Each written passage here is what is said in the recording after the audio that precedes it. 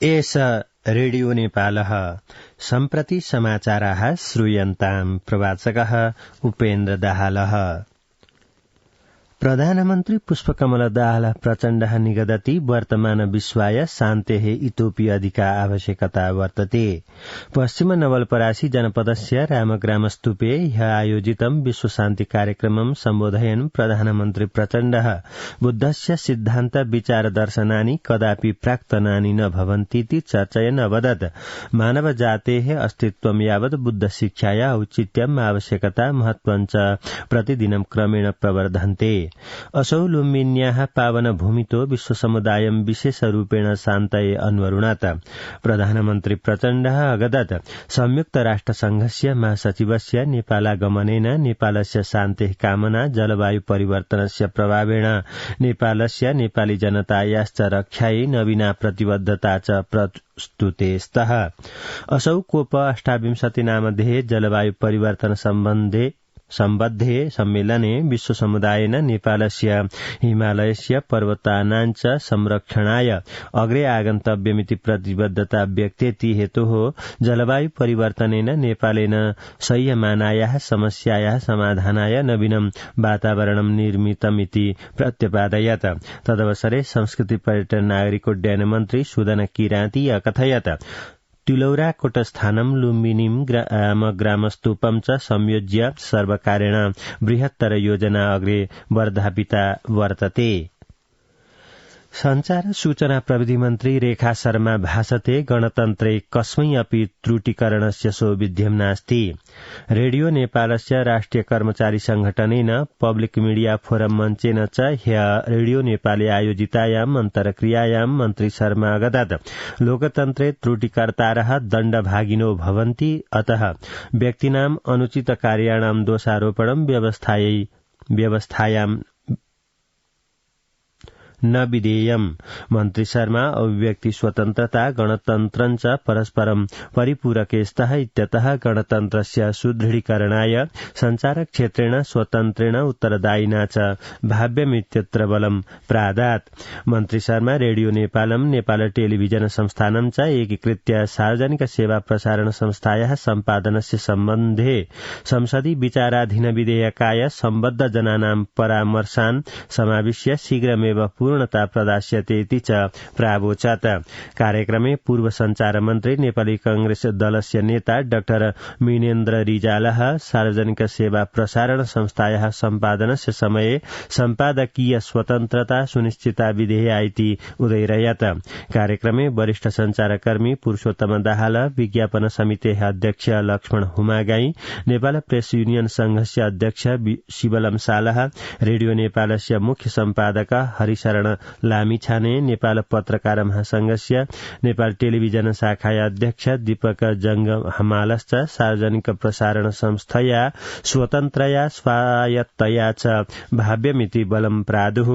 कार्यक्रमे public media forum मञ्चस्य अध्यक्ष Durga Phuyal, radio नेपालस्य कर्मचारी संघस्य अध्यक्ष चेतनारायण पौडेलः, राष्ट्रिय कर्मचारी संघटनस्य रेडियो नेपालस्य अध्यक्ष राजेश श्रेष्ठश्च संस्थायाः रूपान्तरणस्य समये कर्मचारिणां हिताधिकाराणां संरक्षणे सेवासौविध्येषु च विशेषेण ध्यानं देयमिति अवोचन्। संचार सूचना प्रविधि मन्त्री रेखा शर्मा नेपाल भारतयोर्मध्ये वैद्युताङ्कन प्रणाल्याः सहकार्यस्य अभिवृद्धये बलं ददाति।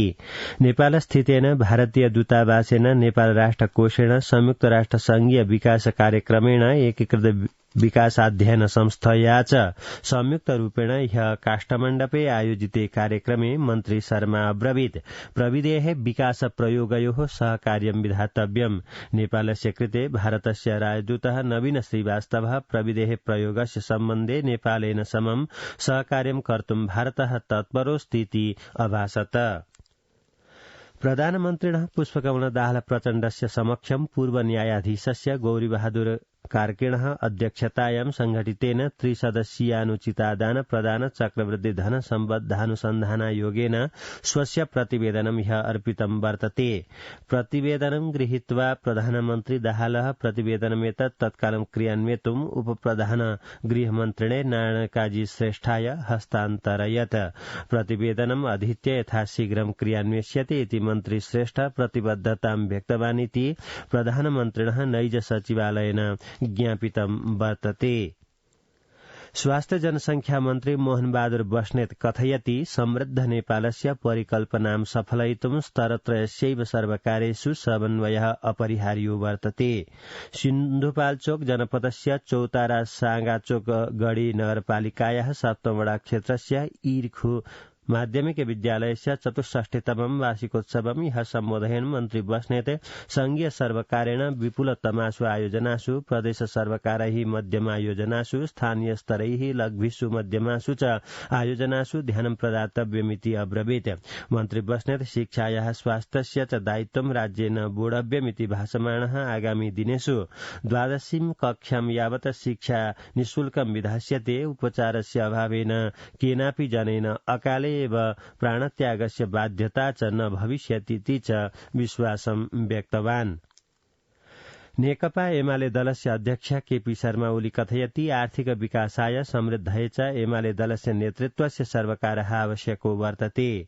दलेन सञ्चालितायाः झुलाघाट चिवा भन्ज्याङ समृद्धि संकल्प यात्रायाः क्रमे उदयपुरस्य ओखलढुङ्गा जनपदस्य च सीमक्षेत्रे हर्कपुर स्थाने ह्यः आयोजितायां जनसभायां अध्यक्ष ओली सामाजिकैकतायां सद्भावे च सबलयोः सतो एव देशविकासः सम्भवतीति अतर्कयत्।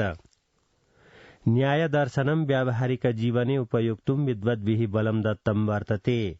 नेपाल संस्कृत विश्वविद्यालयस्य अन्तर्गतस्य वाल्मीकि विद्यापीठस्य न्यायदर्शन विभागेन प्राध्यापकस्य पद्मप्रसाद भट्टराई इत्यस्य सेवानिवृत्त्यनन्तरं ह्यः आयोजिते साभिनन्दन प्रस्थापन कार्यक्रमे विश्वविद्यालयस्य प्रथम शिक्षाध्यक्ष प्राध्यापकः विद्यानाथ उपाध्यायः संस्कृत विश्वविद्यालय स्थापनायाः पृष्ठभूमिं चर्चयन् न्यायदर्शनस्य औचित्यम् उपयोगित्वं च प्रत्यपादयत्।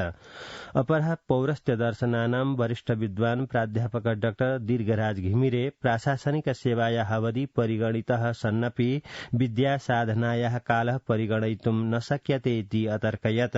विश्वविद्यालयस्य पूर्वकुलसचिवस्य विद्यापीठस्य न्याय दर्शन विभागस्य प्रमुखस्य च प्राध्यापकस्य जगत् प्रसाद उपाध्याय प्रेक्षितस्य सभापत्ये सम्पन्ने तस्मिन् कार्यक्रमे अभिनन्दितः प्राध्यापकः पद्मप्रसाद भट्टराई, विश्वविद्यालयस्य पूर्व शिक्षाध्यक्ष प्राध्यापक डाक्टर लालमणि पाण्डेयः, अनुसन्धान केन्द्रस्य कार्यकारी निर्देशकः प्राध्यापकः डाक्टर सुधन कुमार पौडेलः, विद्यापीठस्य प्राचार्यः प्राध्यापक डाक्टर भागवत ढकालः, वैदिक विद्वान् प्राध्यापकः डाक्टर ऋषिराम रेग्मी, विश्वविद्यालयस्य प्राध्यापक संघस्य सभापति प्राध्यापकः शम्भुराज गौतमः, अन्ये वक्तारश्च न्यायदर्शनस्य प्रभावव्याप्तिं प्रत्यपादयन्। तदवसरे सम्प्रत्येव पदोन्नीताः न्यायदर्शन विभागस्य प्राध्यापकाश्च सम्मानिताः आसन्। इति समाचाराः।